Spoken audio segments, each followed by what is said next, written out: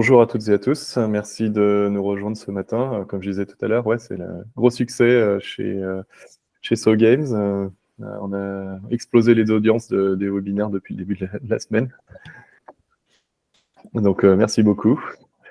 Donc voilà, oui, écoutez, je suis là pour vous parler pendant 1 heure et demie de Gyros, qui est notre calculateur d'empreinte environnementale, spécialement dédié à la filière du jeu vidéo. Donc, je vais vous expliquer en gros d'où vient le projet, qu'est-ce que c'est Gyros, qu'est-ce que vous pouvez en faire, et puis voilà.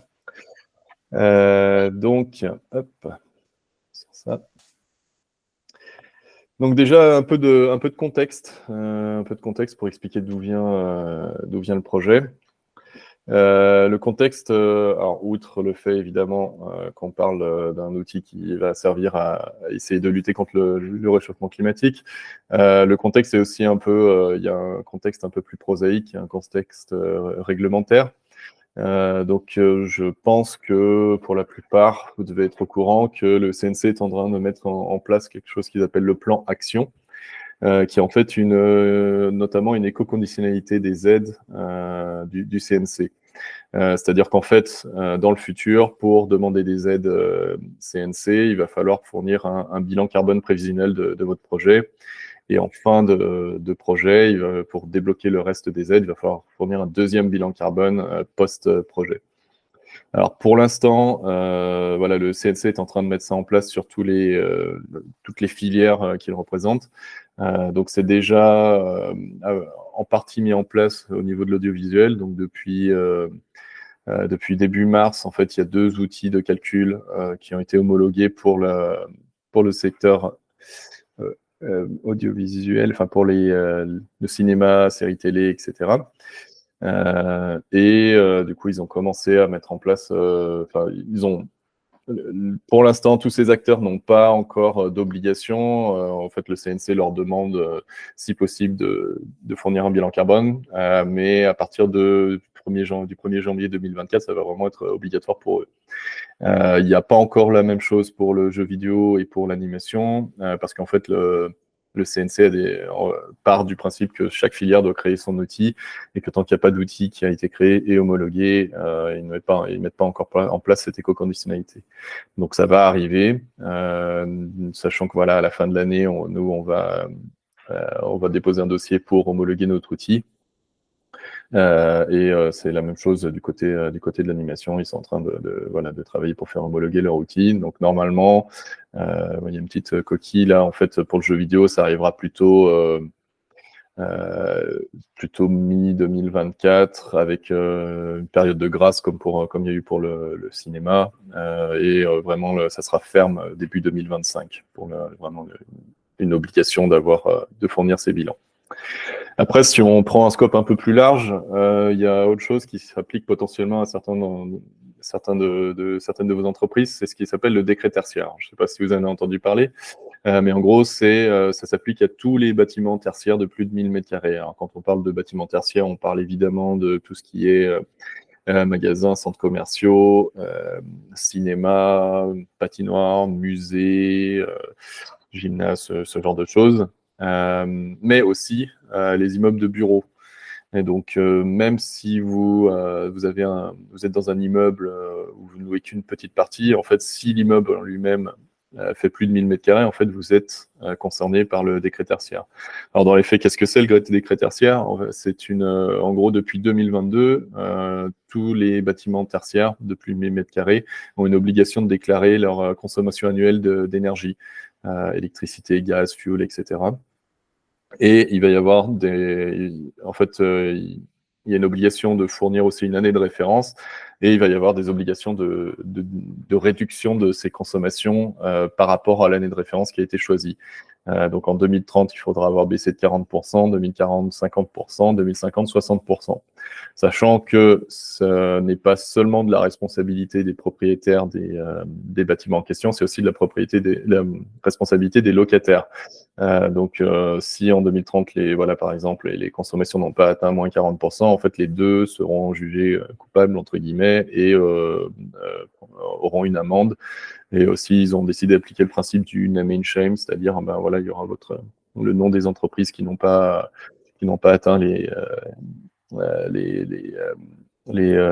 buts fixés, les réductions fixées qui seront affichées. Donc, potentiellement, ça peut vous concerner, même si vous êtes vous louez juste une partie un petit bureau qui fait moins de 1000 m² dans un gros bâtiment. À vous de vous renseigner aussi auprès des personnes des entreprises qui possèdent le bâtiment. Si on va encore un peu plus large, il y a quelque chose qui s'appelle aussi la CSRD européenne, qui est en gros, alors pour l'instant, qui ne concerne que vraiment les grosses entreprises. En fait, c'est une obligation de reporting de durabilité. Donc, ça touche à la fois tout ce qui est inclusivité, égalité, etc., mais aussi tout ce qui est environnemental. Donc, toutes les entreprises qui cochent des 3 cases suivantes, donc de plus de 250 salariés, plus de 40 millions d'euros de chiffre d'affaires et plus de 20 millions d'euros de bilan, ont une obligation de faire un rapport RSE annuel avec des chiffres, avec des calculs et entre autres un bilan carbone. Sachant qu'à partir du 1er janvier 2024, cette obligation va être étendue à toutes les sociétés cotées sur les marchés réglementés européens, donc pas seulement celles qui cochent 2 de ces 3 cases. Et petite nouvelle du jour que j'ai lue ce matin, même au niveau français, c'est en train de bouger. Là, il y a le Parlement est en train de regarder le plan de financement annuel. Et en fait, il y a eu énormément d'amendements qui ont été déposés par les députés pour justement renforcer aussi les obligations au niveau des entreprises. Alors, est-ce que ces amendements vont passer ou pas? Ça, c'est une question, mais en tout cas, il y a énormément d'amendements qui, entre autres, veulent pousser les entreprises à être plus transparentes sur leur bilan carbone, etc. Et notamment, il y en a certains pour avoir accès aux aides gouvernementales. Donc voilà, ça peut aussi bouger très très vite au niveau français à ce niveau-là.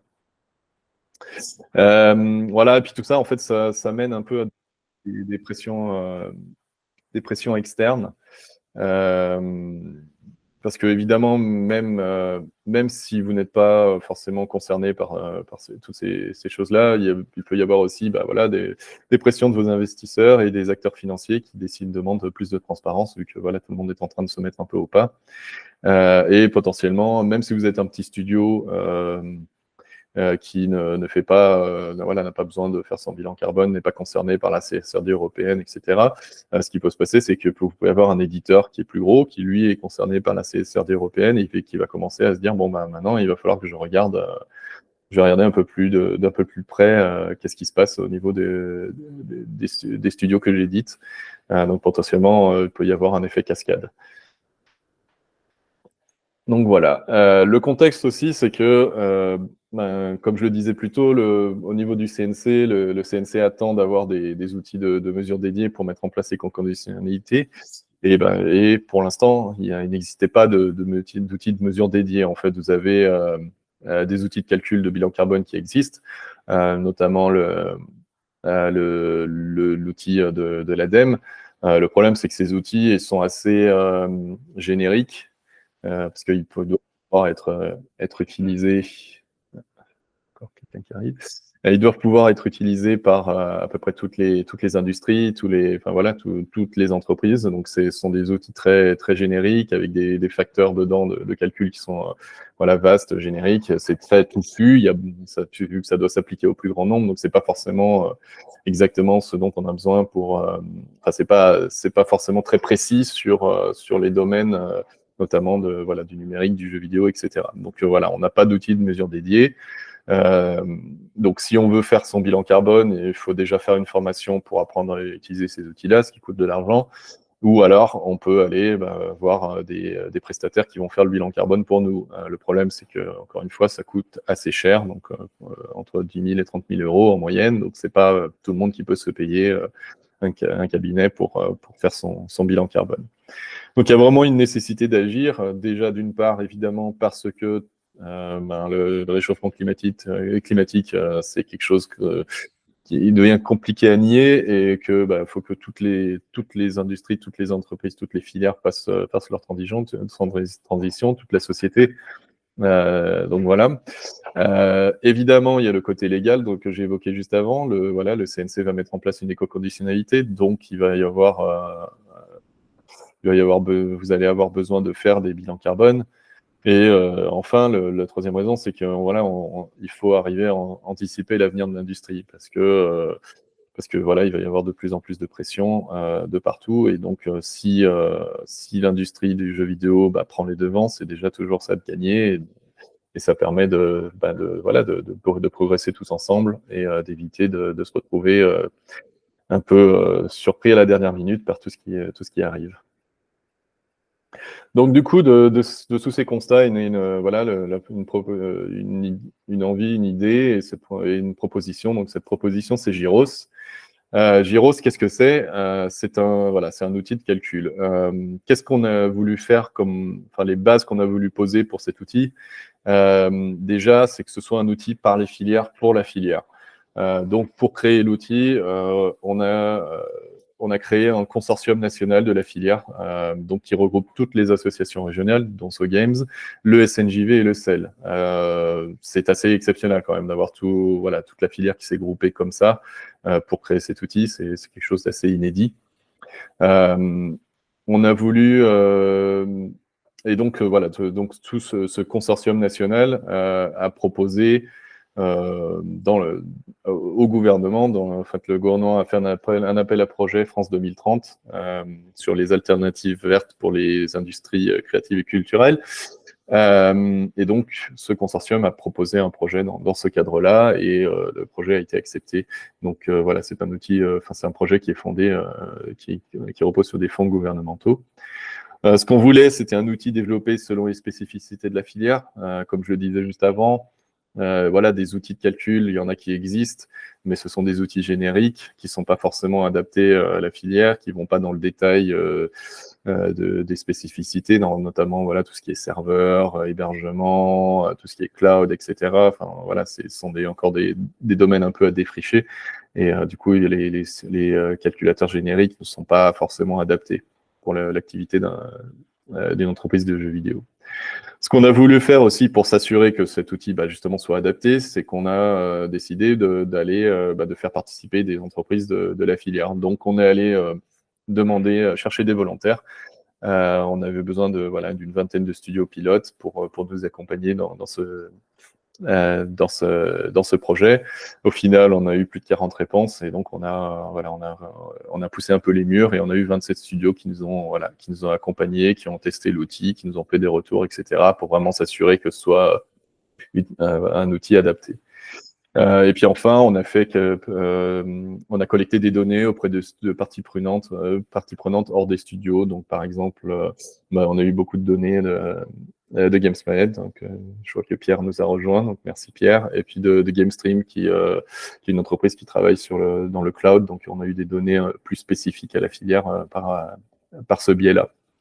Ce qu'on a voulu faire aussi, c'est un outil le plus complet possible. Donc pour ça, on est allé chercher des experts parce que on a beau être expert dans la filière, on n'est pas forcément expert dans tout ce qui est empreinte carbone, empreinte environnementale. Donc on est allé chercher une entreprise qui s'appelle iCare, qui est un cabinet de prestations qui a une expertise dans tout ce qui est bilan de gaz à effet de serre et analyse de cycle de vie. En plus, ce qu'ils avaient en plus aussi, c'est qu'ils ont déjà travaillé dans le domaine du numérique. Donc ils avaient produit un rapport avec l'ADEME sur l'impact du numérique dans la culture. Donc, ils avaient déjà un pied dans ce domaine. Ce qu'on a voulu aussi, c'est un outil qui soit complet, c'est-à-dire un outil qui puisse à la fois répondre aux demandes du CNC, donc que vous puissiez utiliser pour faire ce mini bilan carbone de projet pour les dépôts de demande d'aide, mais aussi un outil qui puisse vous permettre de faire un bilan de gaz à effet de serre complet.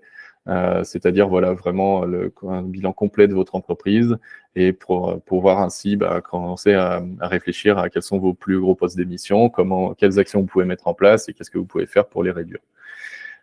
On a voulu un outil aussi qui couvre l'intégralité de l'empreinte carbone, c'est-à-dire qu'on part vraiment ce qu'on appelle de l'aval, du scope 3 aval du amont jusqu'au scope 3 aval, et donc un outil qui ne couvre pas que vraiment l'entreprise, mais qui couvre aussi l'utilisation des produits, donc voilà, l'utilisation des jeux chez les joueurs de jeux vidéo.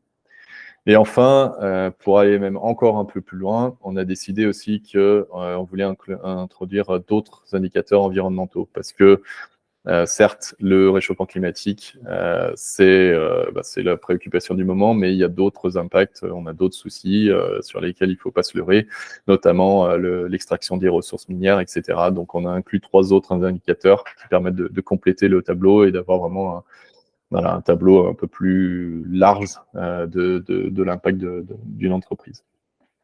Et enfin, ce qu'on a voulu, c'est avoir un outil qui soit accessible. Donc déjà, un outil gratuit, que tout le monde puisse utiliser, même les studios qui n'ont pas les moyens de se payer un prestataire ou de se payer une formation bilan carbone. Un outil que tous les acteurs français de la filière puissent utiliser, du petit studio jusqu'au gros studio, en passant par les éditeurs, etc. Donc tout le monde doit pouvoir l'utiliser. Et enfin, un outil qui soit compréhensible et utilisable par tout le monde. Même si vous n'avez jamais fait de bilan de gaz à effet de serre, normalement, en utilisant Gyros, vous devriez pouvoir vous en sortir, savoir qu'est-ce qu'il faut mettre dans quelle case. Alors, je ne vais pas vous cacher qu'il faut aller chercher des informations, ça va prendre un peu de temps, mais en tout cas, on a cherché à avoir vraiment un outil qui soit clair et lisible et que tout le monde puisse utiliser. Petit passage sur nos studios pilotes, comme j'en parlais tout à l'heure. Donc voilà, nos 27 studios qui nous ont rejoints. Donc voilà, vous pouvez voir que chez SoGames, on a pas mal de studios qui ont participé. Ce qu'on a cherché à faire pour choisir ces studios pilotes, c'est vraiment être le plus représentatif possible. Parce que voilà, comme je le disais, le but, c'est d'avoir un outil que tout le monde puisse utiliser et qui soit le plus adapté possible. Donc, on est allé chercher des studios dans toute la France. On est allé chercher des studios de toutes les tailles. Donc, par exemple, chez SoGames, on a le studio Novabox d'un côté qui a 2,5 personnes qui travaillent chez eux. Et puis, de l'autre côté, on a Asobo. Je ne sais pas exactement combien ils sont, mais beaucoup plus nombreux. On a aussi un studio comme Amplitude à Paris. Et on a cherché aussi, évidemment, à couvrir tout le champ de l'activité du jeu vidéo. Donc, on a des studios qui font évidemment du PC, de la console, des studios qui font du smartphone. On a quelques studios qui font de la VR, comme encore une fois Aperture qui est chez SoGames. Et on a même aussi des éditeurs, notamment on a Dotemu qui est un éditeur. Voilà, donc le but c'était vraiment, comme je le disais, d'être le plus représentatif, d'avoir un maximum de retours et d'avoir un outil qui soit utilisable par le plus grand nombre de typologies d'entreprises. Au niveau du scope, donc qu'est-ce qu'il y a dans cet outil? Alors, en fait, on a les grands classiques, évidemment, on a l'énergie, voilà, l'énergie consommée par l'entreprise, donc que ce soit l'électricité que vous utilisez ou le gaz, le fuel, etc., tout ce qui est utilisé pour le chauffage de votre entreprise. On a l'essence aussi qui est consommée dans les véhicules de fonction, s'il y en a dans l'entreprise. Donc ça, c'est les scopes, ce qu'on appelle les scopes 1 et 2. Après, on a tout le reste, c'est ce qui est indirect, c'est le scope 3. Donc, sous le scope 3, on a pas mal de choses. On a donc les véhicules de fonction. On a évidemment tout ce qui est immobilisation, qui va être une grosse partie, c'est-à-dire les bâtiments, donc les bâtiments d'entreprise, les véhicules, mais aussi évidemment tous les équipements numériques, donc tout le parc machine de votre entreprise qui est compris dans ce scope. On a tous les déplacements professionnels, donc pour aller voir des clients, etc., ou pour aller sur des salons. On a tout ce qui est achat de produits et de services, ce qui regroupe notamment par exemple, si vous louez des serveurs chez AWS ou autre, c'est compris là-dedans, donc c'est aussi une partie assez importante du scope d'une entreprise de jeux vidéo. On a tous les déplacements domicile-travail des salariés, donc quel moyen de transport ils utilisent pour se rendre au travail. Et enfin, on a les déchets d'activité. Et puis surtout, on a le gros morceau dont je parlais tout à l'heure, qui est l'impact des jeux chez les joueurs. Donc là, on a essayé aussi, pareil, d'être le plus précis possible, le plus large possible, comptabiliser un maximum de choses. Donc les jeux sur support physique, que ce soit en prenant en compte la fabrication des CD-ROM ou des cartouches de DS, par exemple, le transport de ceux-ci, leur fin de vie, etc., mais aussi tout ce qui est dématérialisé. Donc les jeux dématérialisés avec leur stockage, leur téléchargement, etc. Et puis évidemment le cloud, avec voilà, la prise en compte des data centers, des réseaux pour faire tourner les jeux. Voilà, donc là, je vais arrêter le partage de la présentation, je vais vous faire une petite démonstration rapide de Gyros pour vous montrer un peu tout ce qu'il y a dedans.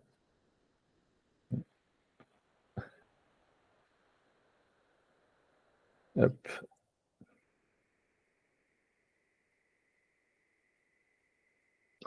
Donc voilà, Gyros, ça ressemble à ça. Donc une fois que vous avez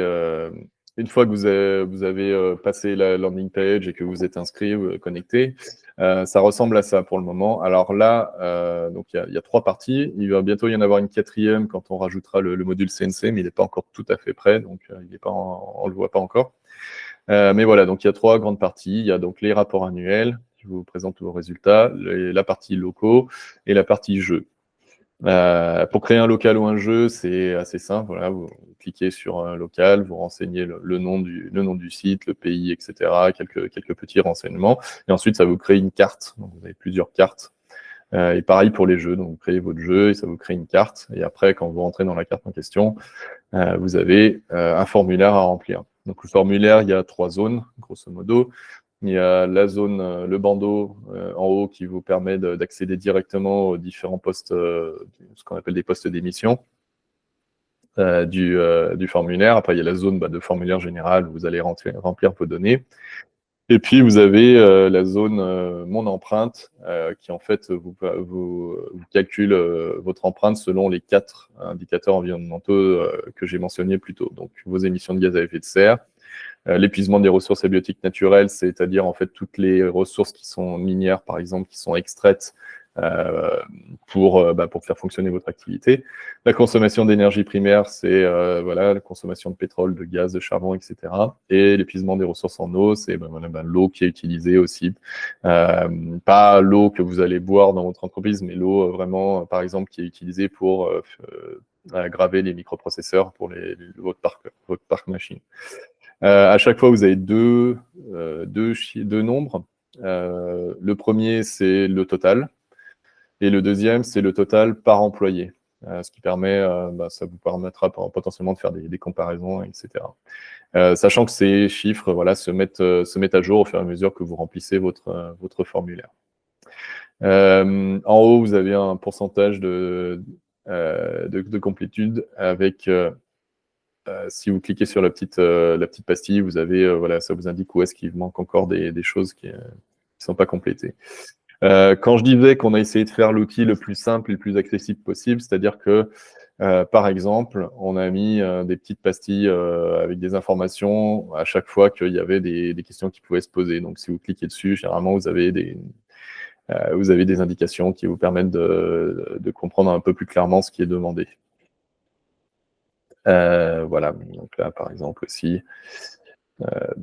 on a mis des explications aussi dans le texte, dans le formulaire directement. C'est-à-dire, par exemple, des fois, vous avez ces cadres un peu grisâtres là qui vous expliquent quand il y a vraiment des grosses explications qu'il ne faut pas louper. En fait, elles sont indiquées comme ça.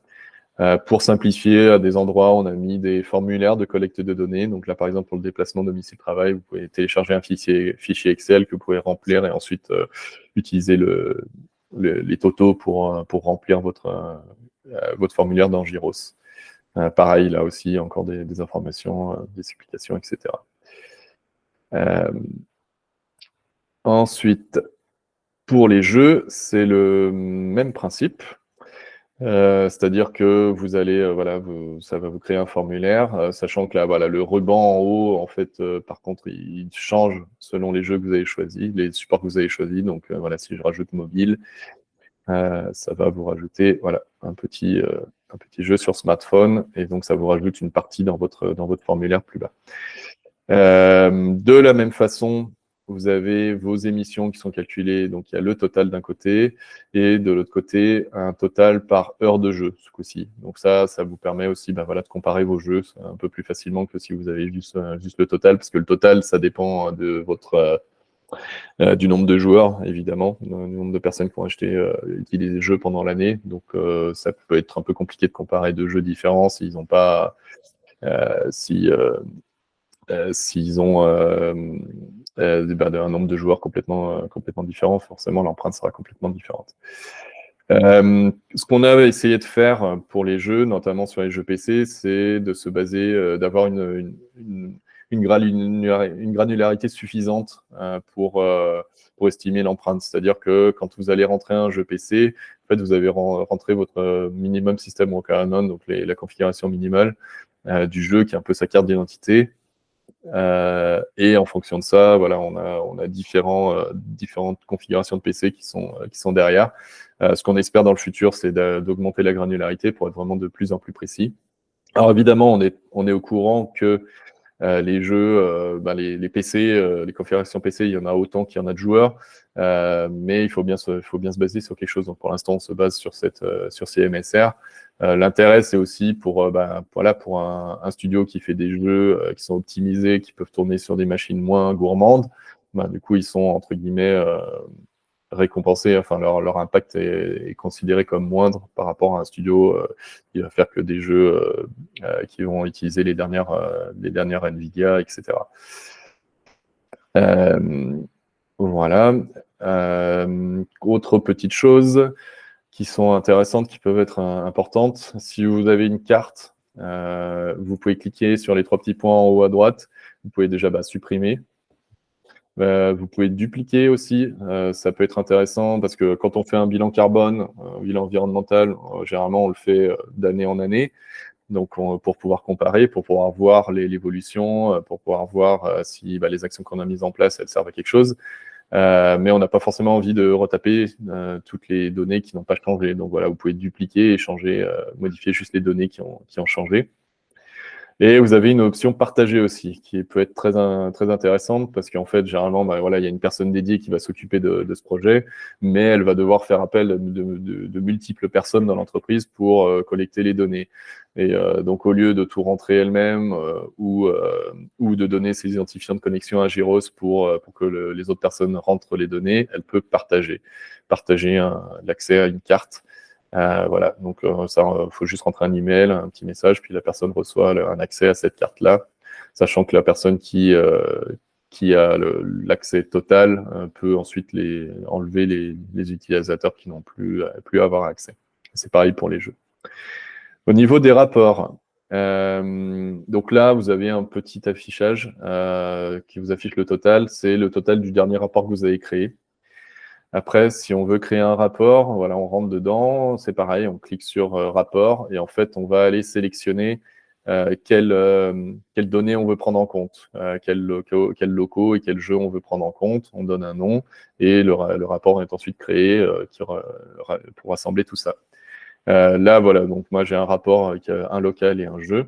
Quand on clique dessus, on se retrouve avec encore une fois un bandeau en haut qui vous indique, vous pouvez aller cliquer pour voir vos différents indicateurs environnementaux. Vous avez votre total et vous avez la répartition, voilà, entre les jeux et les locaux. Donc là, encore une fois, il y en a qu'un de chaque, donc bon, c'est pas le camembert le plus intéressant du monde. Ensuite, ce qui est intéressant, c'est que vous pouvez cliquer sur la légende de votre rapport, et ça vous envoie sur le détail, sachant que ce détail, en fait, si vous êtes dans votre carte, vous avez le résultat complet tout en bas, ça vous renvoie à la même chose, donc ça vous renvoie au détail.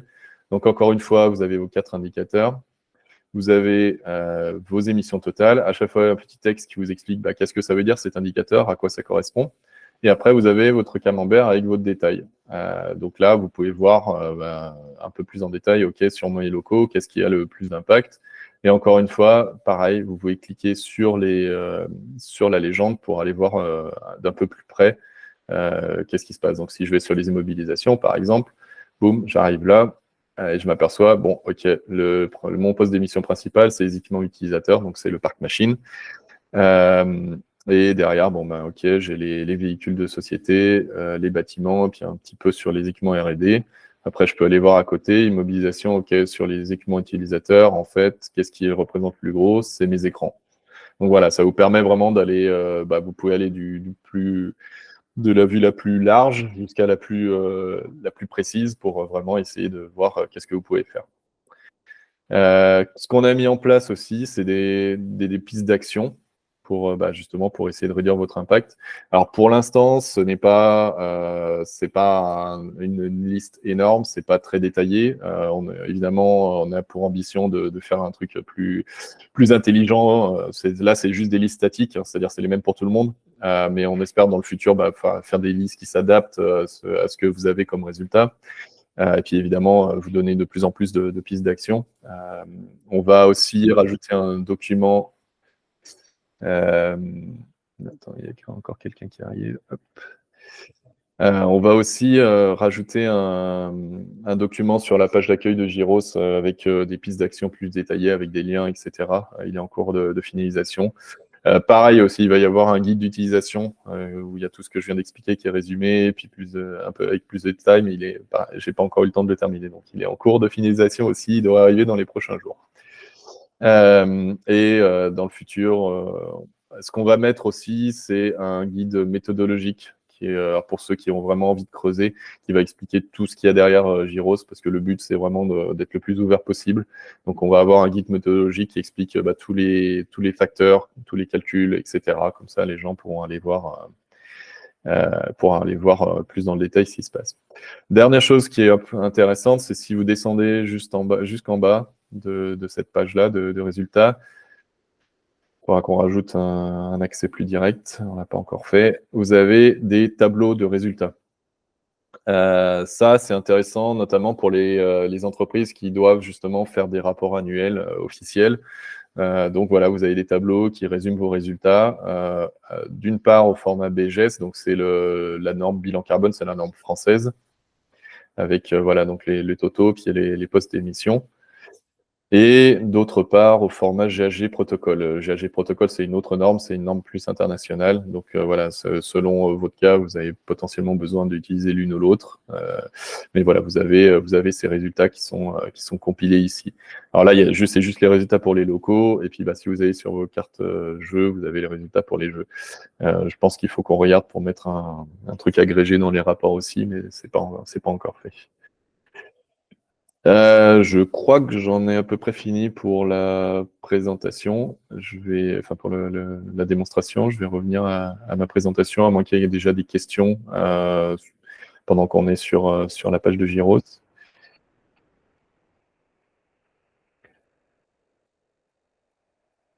Non, pas de questions. On pourra y revenir plus tard hein, s'il y a besoin. Donc j'arrête le partage et je reprends ma petite présentation. Hop, elle est là. Donc, on arrive vers la dernière partie de la présentation. Pourquoi est-ce que vous devriez utiliser Giros? Pour plusieurs raisons. Déjà, c'est facile. Comme je l'ai dit, c'est un calculateur gratuit. Donc, si j'ai des questions, je vais y répondre tout de suite. Est-ce qu'on peut créer autant de cartes jeux ou locales que l'on veut? Oui, tout à fait. Tout à fait, oui, on peut créer autant de cartes jeux ou locales qu'on veut. Après, au bout d'un moment, ça risque d'être un peu plein, mais ouais, c'est le but. Vous pouvez en créer autant que vous voulez. Je sais qu'il y a même des studios qui m'ont demandé si on pouvait créer une partie de local, si on avait envie, pour essayer d'affecter une partie de local à un jeu. Oui, vous pouvez. Après, ça risque d'être un peu prise de tête. Mais voilà, on a essayé aussi de faire l'outil le plus flexible et le plus libre possible pour que les gens l'utilisent comme ils ont envie et que ça leur serve. Voilà. Est-ce qu'on peut se comparer avec d'autres acteurs de la filière? Alors, pas pour l'instant. Je vais y revenir un peu plus tard dans la présentation. La principale raison, c'est que pour l'instant, on n'a pas vraiment de données, mais on espère que justement avec Gyros, on obtiendra des données. Mais je reviendrai sur cette question juste après. Alors, donc pourquoi utiliser Gyros? Donc, comme je le disais, déjà c'est gratuit, donc c'est quand même pas mal d'avoir un outil gratuit qui vous permet de faire votre bilan carbone et voilà, donc ce serait un peu dommage de ne pas l'utiliser. On a essayé, comme je l'ai dit, de faire quelque chose de facile à utiliser et de clair. A priori, d'après les retours des studios pilotes, c'est plutôt le cas. Donc voilà, on espère que vous trouverez que vous penserez la même chose. Parce que c'est un outil qui est complet. Comme je le disais, on a voulu faire un outil qui soit vraiment adapté à toutes les tailles et typologies d'entreprise. Donc vraiment du plus petit jusqu'au plus gros, du studio de développement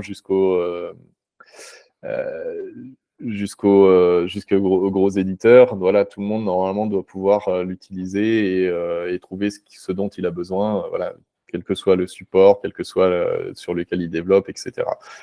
On a basé ça sur des standards reconnus, hein, comme je le disais, on s'est basé sur la méthode bilan carbone, GHG Protocol, on n'a pas sorti les chiffres de notre chapeau. Les facteurs qui sont derrière, c'est des facteurs de base de données. Voilà, on est en train de regarder pour faire homologuer aussi l'outil par l'association Bilan Carbone, qui est l'association officielle en France qui fait toutes les formations Bilan Carbone, entre autres. Évidemment, c'est aussi un outil qu'on veut évolutif, hein, c'est-à-dire, voilà, pour l'instant, comme je le disais, les données qu'on a dedans, enfin les facteurs qu'on utilise sont des facteurs scientifiques qui viennent de bases de données officielles. Après, ces bases de données, elles sont pas complètes, on n'a pas tout. Donc, on est très très preneur si voilà, il y a certains acteurs de l'écosystème qui viennent, qui regardent les facteurs qu'on utilise et qui nous disent bah non, là, nous, on a des données voilà, des facteurs à vous donner qui sont plus précis, qui sont meilleurs. Très bien, parfait. C'est ce qu'on veut. Est-ce qu'il y aura des mesures dans le cas où on fait un événement physique ou virtuel? C'est-à-dire j'imagine, c'est pour les meetings, ou pour les événements genre GameCamp, Forum, etc. Alors, attendez, bon, je reviendrai, je reviendrai aux questions plus tard. Je vais finir la présentation, puis je reprendrai ça sera plus simple. La troisième raison pour laquelle il faudrait utiliser Gyros, c'est que ça permet d'agir en connaissance de cause. C'est-à-dire, quand on a commencé le projet, on a fait une petite enquête auprès de la filière pour savoir les pratiques environnementales des entreprises. Et on s'est aperçu qu'en fait, il y a énormément d'entreprises qui ont mis en place des actions pour réduire leur impact, mais en fait, qui n'ont pas mesuré l'impact à la base. Donc, c'est bien de mettre en place des actions, c'est super, mais c'est vrai que quand on ne mesure pas, c'est un peu compliqué de savoir si on met les efforts là où il faut, si ça sert à quelque chose, etc. Donc voilà, Gyros va vous permettre vraiment de connaître l'impact de votre entreprise et de mettre en place des vrais plans de réduction en se basant sur des vrais résultats et voilà, de savoir où est-ce que vous devez concentrer vos efforts ou pas, etc.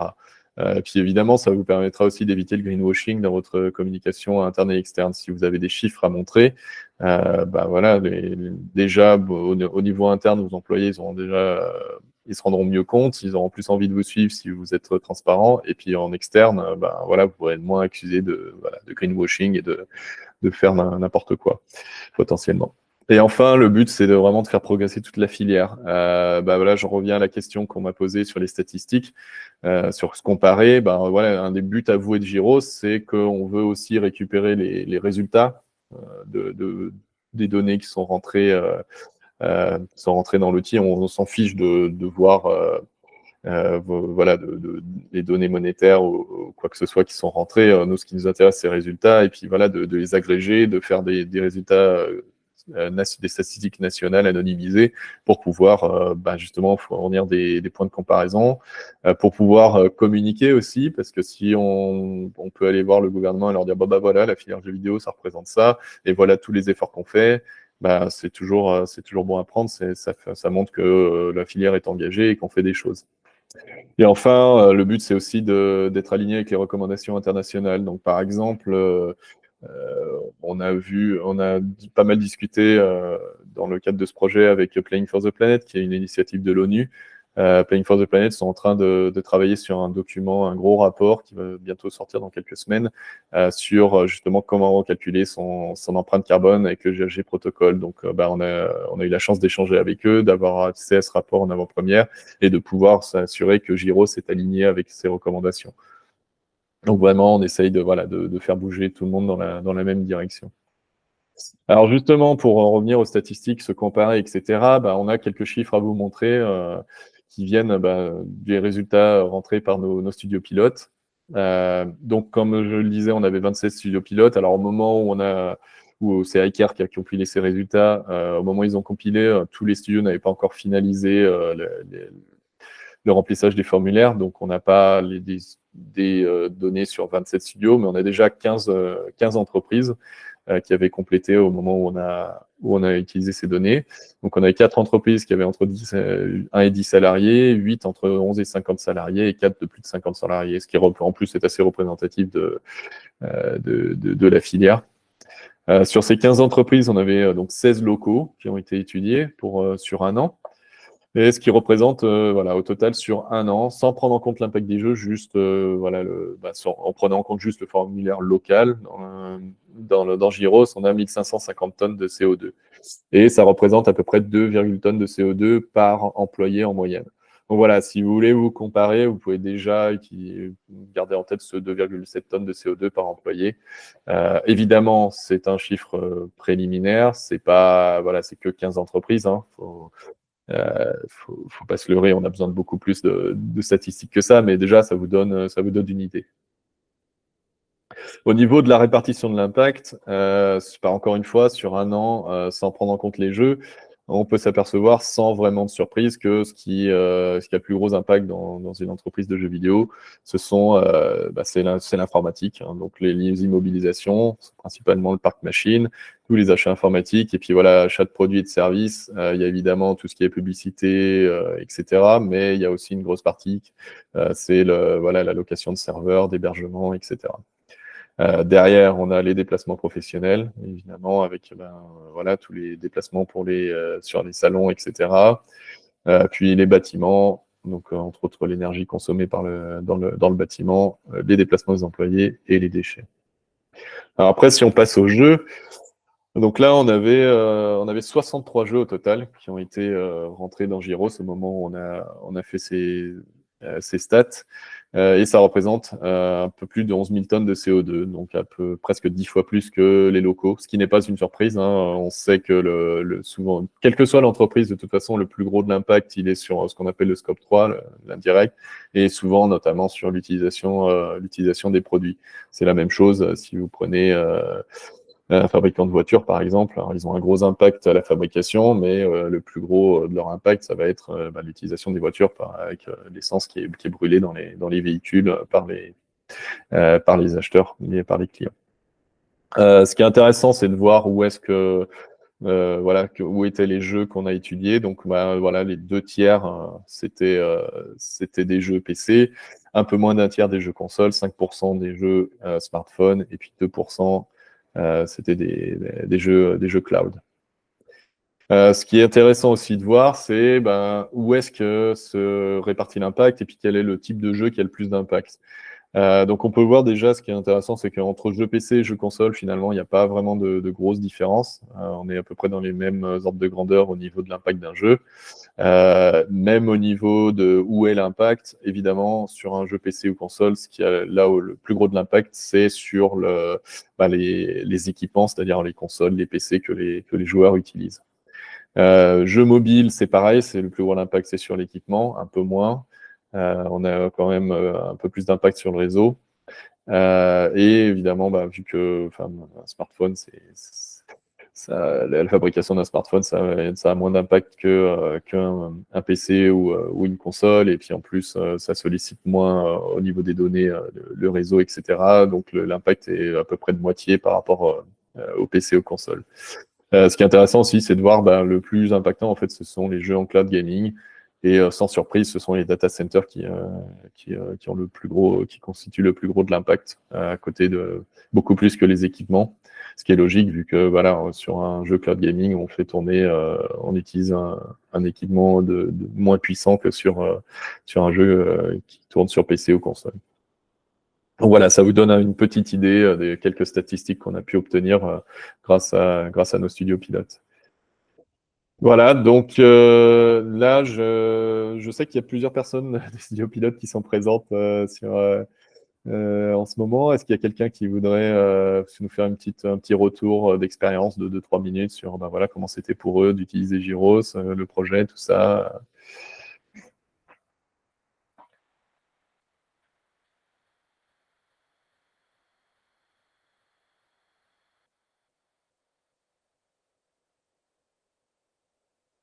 Non, personne? Bon, trop timide, bon, c'est pas grave. Un retour rapide, Geoffrey, si tu ouais. veux. Voilà, pour réguler un petit peu. Bonjour à tous, Nora de Shiro Games. Alors, nous, on a participé dans le cadre de notre volonté d'aller sur les sujets raciaux, notamment le sujet écologique. Donc, démarche très bien accueillie par les équipes, bien que, mais j'y reviendrai après, bien que assez obscur quand même dans le pourquoi d'un bilan carbone. C'est un projet qu'on a mené en transverse, donc équipe RH, com, direction des achats principalement, notamment pour la récolte des données. Alors, je confirme que l'outil est très bien fait. Bravo Geoffrey et Ricard. Effectivement, nous, on avait un petit peu peur parce qu'on découvrait clairement, on partait de zéro dans cette démarche-là, tant au niveau du vocabulaire que de la méthodologie, etc. Donc, très bon accompagnement et très bonne prise en main de l'outil qui est particulièrement ergonomique, facile à remplir. Et ça, c'était important. Au niveau alors, on a quand même eu des difficultés. La principale difficulté, pour avoir échangé aussi avec d'autres studios pilotes, mais ça, je pense, Geoffrey, que tu le sais, c'est la récolte, voilà, structuration et la récolte des data, la partie déchets, notamment les déplacements professionnels, aussi en tout cas en ce qui concerne Shiro Games. Donc ça, plutôt laborieux au départ, même si les templates fournis nous ont aidé à mi-parcours. Et pour le coup, ça nous aide et ça va nous aider, nous, à repenser un peu notre stratégie de pilotage de la data et pouvoir anticiper aussi pour l'élaboration du prochain bilan.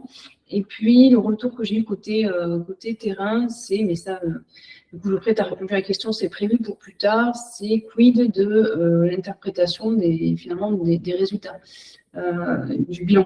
Comment est-ce qu'on positionne, comment on se positionne dans l'industrie, comment on se positionne par rapport aux autres studios, et même nos propres tests qui sont bons, pas bons, voilà, pouvoir un peu déterminer où est-ce qu'on se situe, sans que ce soit culpabilisant, et puis creuser après le plan d'action, mais ça aussi, je sais que c'est prévu, comme le guide d'utilisation, qui est une demande, nous, qui est revenue côté opérationnel, parce qu'on a fait le choix de partager l'outil aux principaux leads, aussi pour pouvoir anticiper notamment une démarche de récolte de données. Okay. Voilà. Merci beaucoup, Nora. Avec plaisir. Donc voilà, écoutez, oui, donc pour rebondir sur ce que tu disais, oui, clairement, à un moment ou à un autre, on essaiera d'inclure des statistiques dans l'outil, mais bon, pour le moment, il nous faut des données pour inclure ces statistiques, c'est le serpent qui se mord la queue. Et oui, les différents guides vont arriver, ça va venir. On avait prévu aussi de faire un guide de bonne pratique dans le futur, mais alors là, ça sera plus long terme. En attendant, je conseille très fortement à tous les gens qui s'intéressent à ça le guide EcoProd de l'animation responsable, Alors, c'est pour le secteur d'animation, mais il y a quand même pas mal de ponts entre l'animation et le jeu vidéo au niveau de la gestion de studio, de ce qu'il y a dans un studio. Donc, ça peut déjà vous donner des pistes. Voilà, et pour terminer, écoutez, comment est-ce qu'on peut apprendre à utiliser Gyros? Vous pouvez déjà vous jeter dedans et utiliser ça. Normalement, c'est assez intuitif. Il va y avoir, comme je le disais, le guide d'utilisation qui va arriver, mais on a prévu aussi des formations, donc un peu dans toute la France. Le programme de cette formation, donc ça va être moi qui vais la donner. On va revenir évidemment sur les enjeux du bilan carbone, le changement climatique. Qu'est-ce que c'est qu'un bilan GES? À quoi ça sert? Quelles sont les différentes normes de bilan GES? J'ai parlé de bilan carbone, j'ai parlé de GHG protocole. Quelles sont les différences? Voilà, qu'est-ce que c'est? On va évidemment aborder l'utilisation de Gyros, donc comment est-ce qu'on utilise Gyros pour faire ce bilan GES.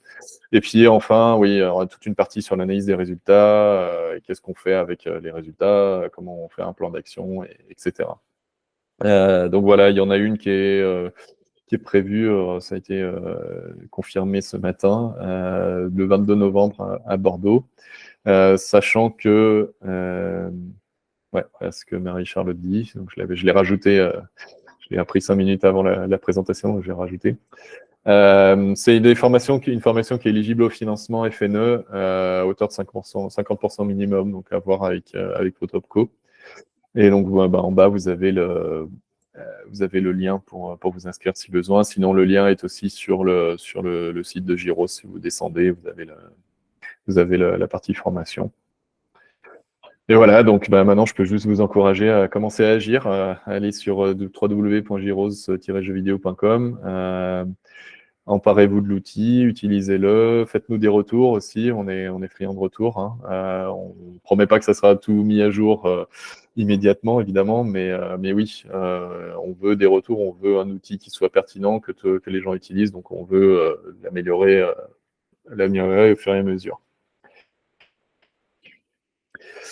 Voilà, du coup, les questions. Alors, je vais revenir sur... J'ai vu qu'il y avait plusieurs questions qui étaient arrivées tout à l'heure. Donc, le nombre de cartes jeux locaux, ça, c'est bon. Se comparer avec d'autres acteurs de la filière, voilà, j'ai répondu. Pas encore, mais vous pouvez reprendre le 2,7 tonnes par employé. Donc, l'histoire des événements physiques ou virtuels. Ouais, oui, Thomas, si tu peux préciser. Ouais, merci pour la présentation. L'idée, c'est que nous, on est une société d'événementiel virtuel à destination des organisateurs pour les domaines du jeu vidéo et de la tech. Et l'idée, c'était d'avoir si on pouvait lier votre outil avec la mesure auprès des événements et ainsi arriver à faire une comparaison entre ce que pourrait être l'événement physique et l'événement virtuel et pour pouvoir le proposer à tous les organisateurs ou exposants qui participeraient sur notre solution, quoi. Alors, directement faire ce genre de comparaison, je suis pas sûr. Par contre, je pense qu'il y a moyen de bidouiller, entre guillemets, C'est ce que j'ai cru avec comprendre. Gyros. Ouais, donc on peut... il y a par exemple, au début, dans le formulaire, en fait, on peut prendre en compte les gens qui sont en télétravail, etc. Il y a un endroit où on peut prendre en compte les repas. Par exemple, donc voilà, vous pouvez dire, si vous pouvez comparer entre le nombre de repas et zéro repas, entre guillemets, ce genre de choses. Donc je pense qu'il y a voilà, c'est pas fait exactement pour ça, mais je pense qu'il y a, il y a moyen de bidouiller pour pouvoir faire des comparaisons. J'ai cru voir qu'il y avait au niveau des déplacements, avion, train, voiture. Voilà, il y a les déplacements, ouais, donc il y a moyen d'adapter pour faire ce genre de comparaison, je pense. Ouais, super, merci. De rien. Ensuite, une question d'Octopoulpe Studio. Les énergies renouvelables. Alors, les énergies renouvelables, elles ne sont pas prises en compte directement, non. C'est-à-dire que, alors c'est vrai que dans la méthode bilan carbone, normalement, on n'a pas à les prendre en compte. Dans ce qui est dans le GHG protocole, normalement, on doit pouvoir. En fait, ça va être pris en compte de manière indirecte. Si, par exemple, voilà, si vous avez des panneaux solaires, en fait, ça va diminuer d'autant votre facture d'énergie. d'électricité. Donc, en fait, de facto, ça va être pris en compte par défaut, en fait, parce que vous aurez consommé moins d'énergie directement chez EDF. Mais après, on ne peut pas le rentrer directement dans Giros. Et je crois que oui, les normes, de toute façon, ne comptabilisent pas ce genre de choses. Mais à vérifier. Qu'est-ce qu'il y avait d'autre? Après, Marie-Charlotte a répondu sur les formations. Est-ce qu'il y avait d'autres questions, d'autres personnes? Des points qui n'étaient pas clairs ou, voilà, ou des questions plus larges?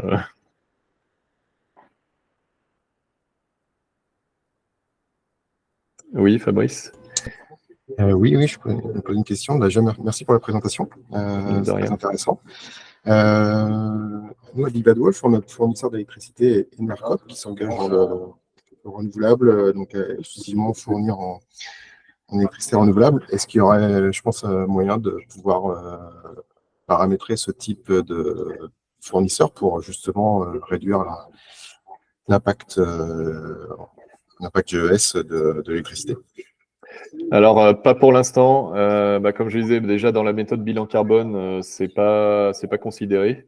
Et dans ce qui est, parce qu'en fait, la méthode bilan carbone considère que oui, même si vous êtes inscrit chez un fournisseur d'électricité renouvelable, en fait, l'électricité qui est sur le réseau, ça va être, elle est mélangée, quoi. Enfin, il n'y a pas, vous n'êtes pas branché. Voilà. Et du coup, il prend le mix énergétique du pays. Voilà. Après, c'est vrai que sur le GHG protocole, ils ont une approche différente. Sur le GHG protocole, l'approche est un peu différente. Vous pouvez faire ce qu'on appelle du market-based, donc je crois, qui est la même approche que le bilan carbone, où on prend le mix du marché. Et vous pouvez faire du location-based, vous pouvez prendre en compte le fait que vous êtes inscrit chez un fournisseur d'énergie renouvelable. Pour l'instant, c'est pas le cas dans Giros. Ça sera potentiellement quelque chose qu'on va développer dans le futur. En tout cas, c'est sur notre radar parce que voilà, on fournit aussi au format GHG protocole et pas seulement au format bilan carbone. Donc, mais oui, c'est quelque chose qu'on a noté qu'il faudra probablement qu'on mette en place dans le futur. Mais pour l'instant, c'est pas le cas. Merci. De rien. Autre question?